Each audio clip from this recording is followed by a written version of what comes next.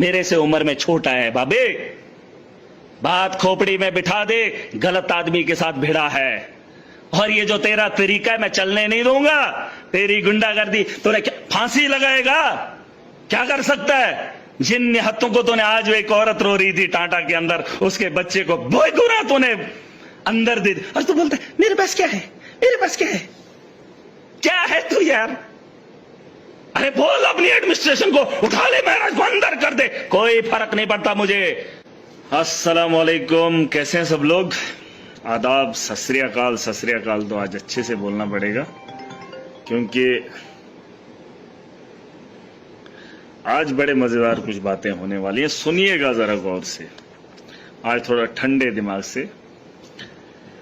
मामला हुआ है, एक तो मैं एमएलए बन गया हूं, मेरे कुछ काम थे, मेरे पास कुछ इख्तियारात थे, और जम्मू कश्मीर के अंदर सरकार बनी। अब ये था कि लोगों ने मुझ पे उम्मीद दिखाई, भरोसा दिखाया, मैंने काम करना था। बहुत सारे लोगों को मेरे ऊपर कंफ्यूजन है कि महराज चीखता है, महराज चिल्लाता है, महराज बहुत गंदी गंदी बातें बोलता है। अभी सुनना, मगर आगे भी सुनेंगे आप। अब मामला क्या है पहले वो सुन लीजिए, क्योंकि बहुत कम लोग जुड़े हैं, लेकिन पहले से वीडियो जरूर देखना। अभी आप कट करके बताएंगे फिर हंगामा हो गया, फिर इसने ऐसा बोला वैसा बोला। अब सुन लेना। ये डीसी डोडा को भी इधर बुला लेना, एसएसपी डोडा, ये जितना भी डिस्ट्रिक्ट का एडमिनिस्ट्रेशन है, मुझे दिखने चाहिए ये लाइव देख रहे हैं। और अगर उनका कोई दोस्त है वो उनको पहले शेयर कर देना। मामला उठा था 1 साल से। सुन लेना, कहानी सुन लेना, स्टोरी सुनना, और आप जवाब देना कि मैं सही हूं कि गलत हूं। और यही कहानी है, मैं झूठ नहीं बोलता हूं।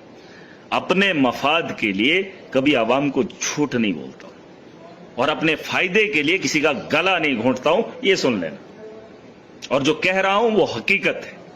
और अगर आप नहीं मानते हो, कोई भी जिसको शक होगा, वो इलाके के अंदर जाकर पता कर ले। मामला उठा था 30 साल से, कितने साल से मुझे नहीं पता, एक डिस्पेंसरी गरीब के घर में थी, जब 50 रुपए किराया हुआ करता था। गरीब की एक छोटी सी झोंपड़ी थी, जिसको 4 साल पहले मैंने देखा था।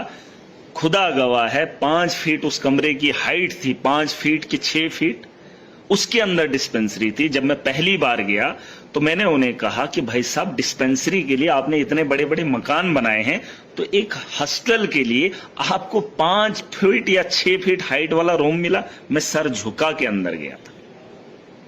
फिर किसी ने कहा जनाब किराया ही नहीं है, तो मिल गया है, तो इसके यहां रहता है, तो ठीक है। उसके बाद जब मामला उठा थोड़ा सा, उसमें मैंने कहा कि भाई यहां पर अच्छी बात नहीं है, आप इसको शिफ्ट कीजिए या इसके लिए बिल्डिंग का इंतजाम कीजिए। तो हमने क्या किया कि वो जो छत है, ये जो मैं बता रहा हूं ये सुन लेना, क्योंकि मैं 4 साल डीडीसी भी रहा। उसके बाद मेडिकल, ये जो मेडिकल का स्टाफ रहता है, बीएमओ सीएमओ वगैरह, उन्होंने जब वो वीडियो देखी तो उनको भी लगा भाई साहब सही बात है, इतनी बड़ी बड़ी बिल्डिंगें हैं, तो 5 फीट 6 फीट वाले रूम में अच्छी बात नहीं है। उन्होंने कोशिश की, या तो उसको बोला या तो आप इंफ्रास्ट्रक्चर बनाकर दे दीजिए, या तो हम इसको यहां से शिफ्ट करेंगे।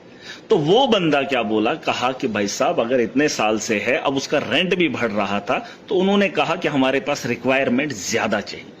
तो उस आदमी ने, सुन लेना बात और गौर से, वो एक मजदूर है पेशे से, उससे पहले किसी अमीर ने नहीं दिया। जहां मदरसा बनाना होता है तो गरीब के जमीन पे बनाया जाता है, क्योंकि सवाब गरीब को कमाना है। जब फायदा नहीं होता है तो उसके फायदे गिनाए जाते हैं गरीब को, चाहे फायदा मिले या ना मिले, लेकिन उससे वो चीज ली जाती है।